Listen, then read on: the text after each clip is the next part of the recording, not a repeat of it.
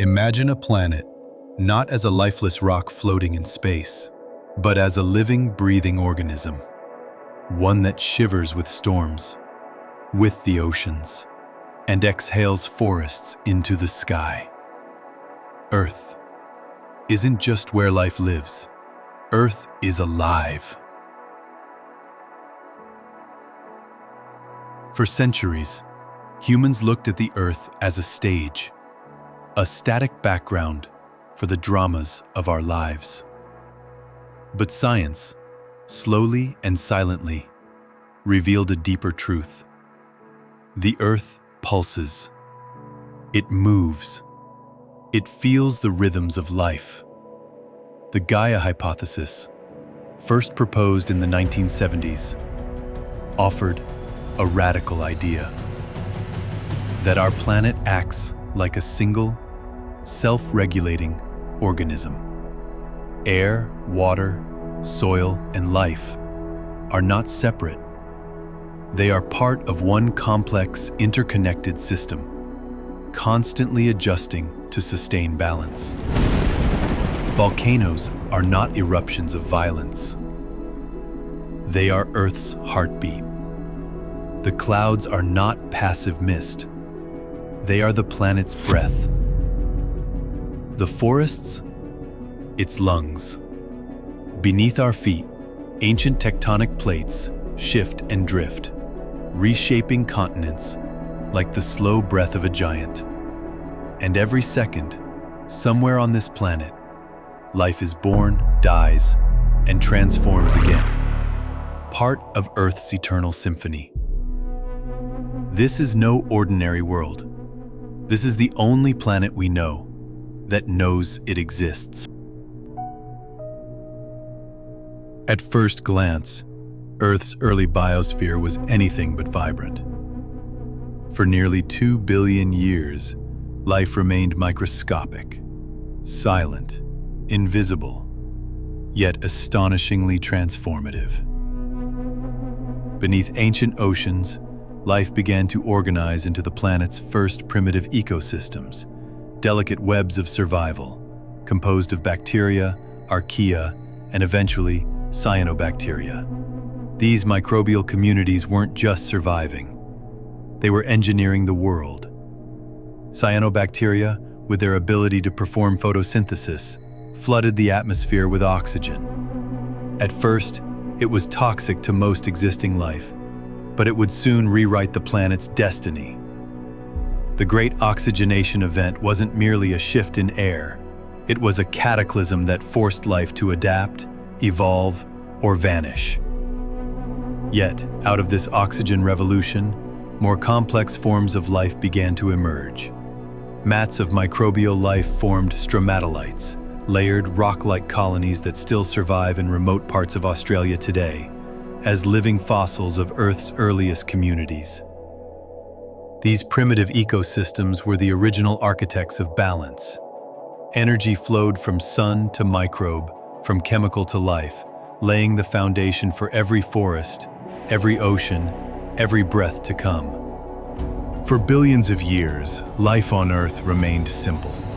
Solitary cells drifting in the ocean, living in quiet cooperation or silent competition. But then, something extraordinary happened. Around 600 million years ago, some cells began to specialize, to work together, to become something greater than themselves. It was the dawn of multicellularity. No longer limited by the constraints of a single cell, life began to sculpt forms. Tentacles to sense, stalks to anchor, membranes to absorb. For the first time, shape mattered. And then came the Cambrian explosion, an evolutionary Big Bang. In the span of just 20 to 25 million years, life diversified into a staggering array of forms.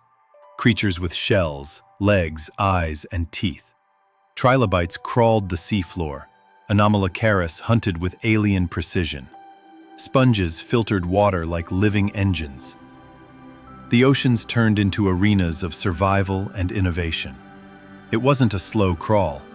It was a revolution. Life wasn't just surviving anymore. It was experimenting, thriving, evolving at breakneck speed. And beneath it all, Earth nurtured the chaos. Volcanoes rumbled, continents shifted, but in the warm shallows and deep trenches, the living world exploded in complexity. This was no longer a lonely world of microbes. This was the beginning of Earth as we know it. The Earth had entered a new era. A world teeming with forests, swamps, and rivers that pulsed with the rhythm of life.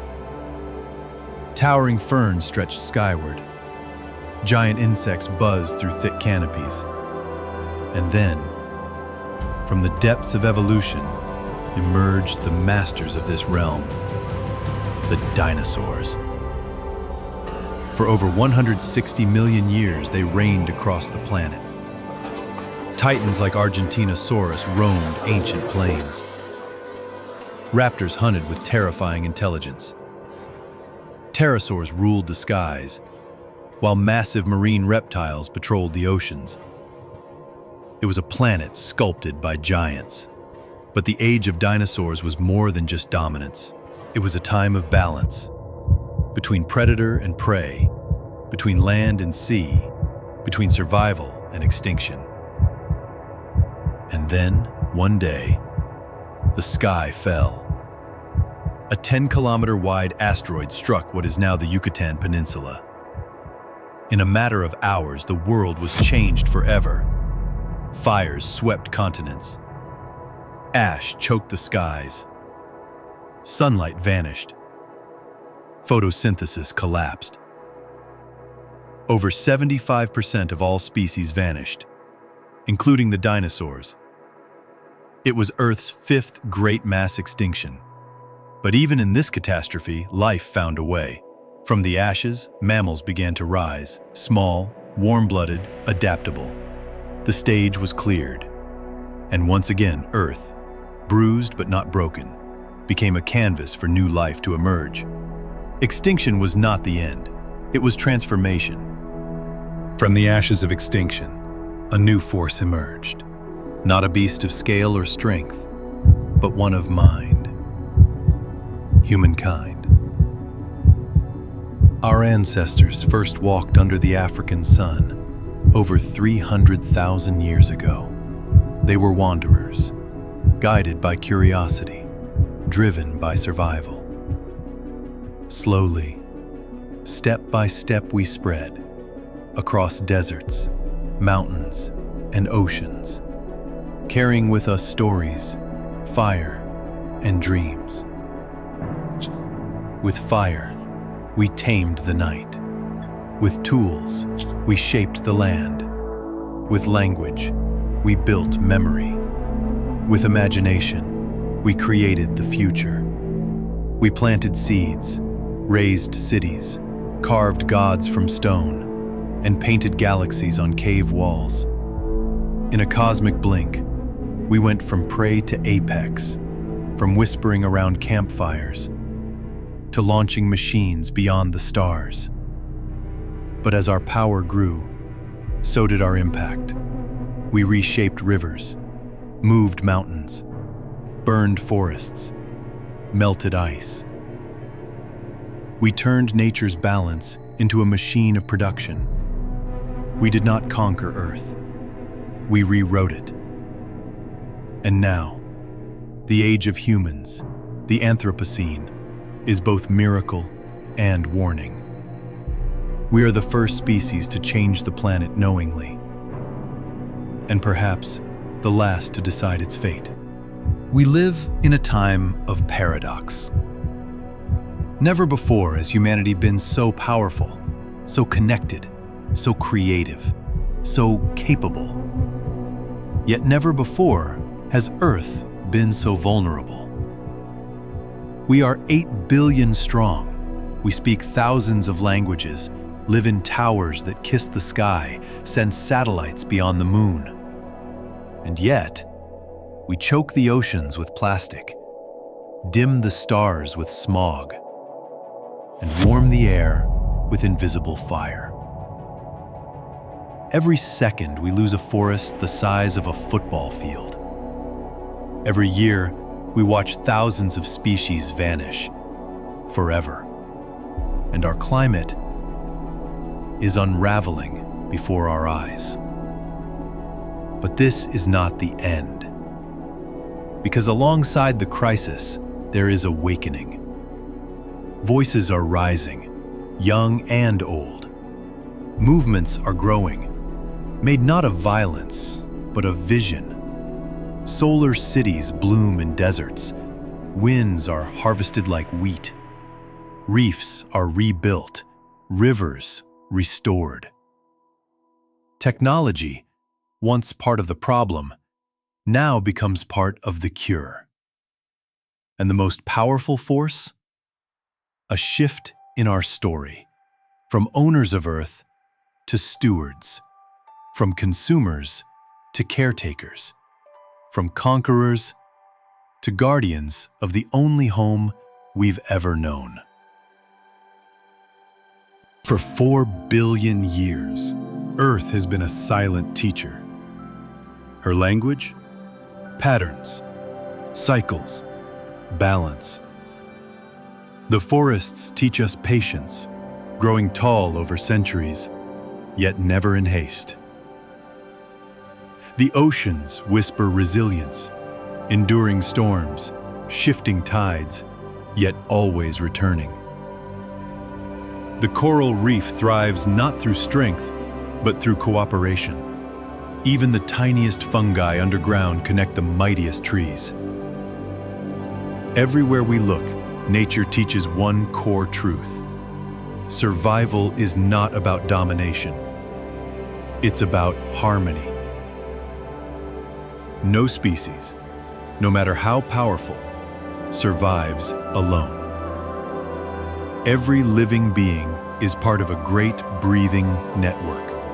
And when one thread is pulled too hard, the entire tapestry trembles. Nature teaches moderation, not greed, diversity, not uniformity, interdependence, not isolation. And perhaps the greatest lesson, nature never wastes. Everything transforms. The fallen leaf feeds the soil. The dying star births new worlds. Even death becomes life. So what does this mean? For us, it means we must stop seeing ourselves above nature and start seeing ourselves within it. We stand at a crossroads. Our planet is heating. Species vanish daily. Forests fall. Glaciers melt. Oceans choke on plastic.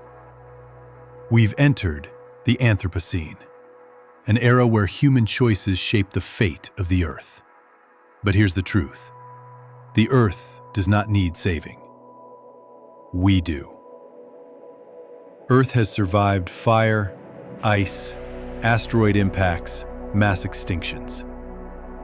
She will endure, with or without us. So the real question is, can we save ourselves by saving what sustains us? It starts with awareness, with listening, not just to data, but to the silence of dying forests. Not just to numbers, but to the cries of the last wild animals. Technology is not the enemy. Greed is. Progress is not the problem. Disconnection is. We must reconnect to the soil beneath our feet, the food on our plates, the future we borrow from children. The planet is speaking. Will we answer? Hope is not naive. Hope is defiance. In the face of collapse, it says, determined. We can rebuild. Everywhere, seeds are being sown. Children planting trees instead of scrolling screens. Scientists decoding coral DNA to save the reefs. Farmers reviving ancient methods in harmony with the land.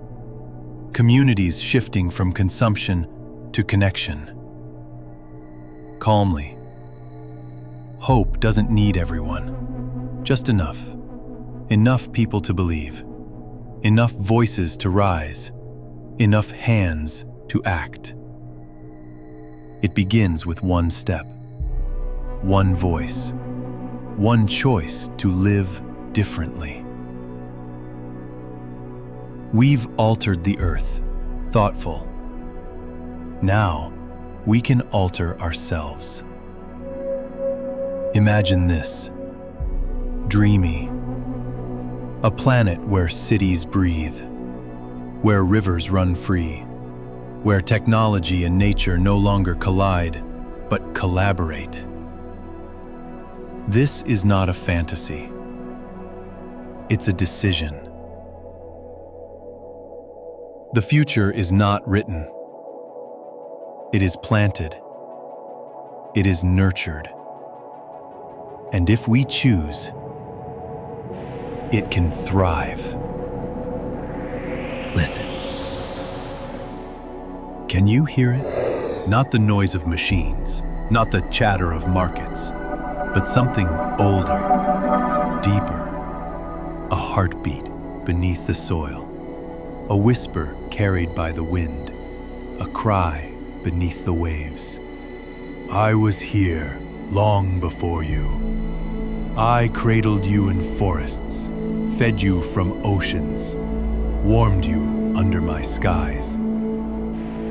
I asked for nothing, only that you remember you are part of me. But you forgot. You built cities on my skin, drilled into my bones, burned my breath, poisoned my veins. Still, I did not turn away. I gave you one more sunrise, and another, because I believed you would listen. Even now, I am speaking. In melting ice, in rising seas, in burning forests, in skies too still. I am not angry, I am not vengeful, but I am changing. The question is not, will Earth survive? The question is, will you still belong to it? We began this journey from stardust to cells, from oceans to forests, from silence to symphonies of life.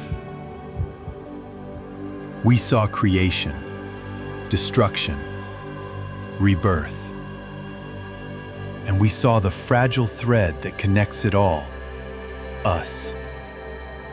A single species who learned to shape rivers, touch the stars, split the atom, and risk everything. Earth has endured 5 extinctions, ice ages, firestorms, impacts from the cosmos, and now it faces something different, us. But there is hope, because in the chaos, we are also the only species that can choose. We can build walls or bridges. We can take or give. We can look at this world not as a resource, but as a miracle. Because it is. A pale blue dot floating in infinite black, breathing life into the void. A place where atoms sing, where time remembers, where meaning is born. We have one chance, not to dominate, but to belong, not to survive, but to become worthy of this world, of this chance, of this miracle called Earth.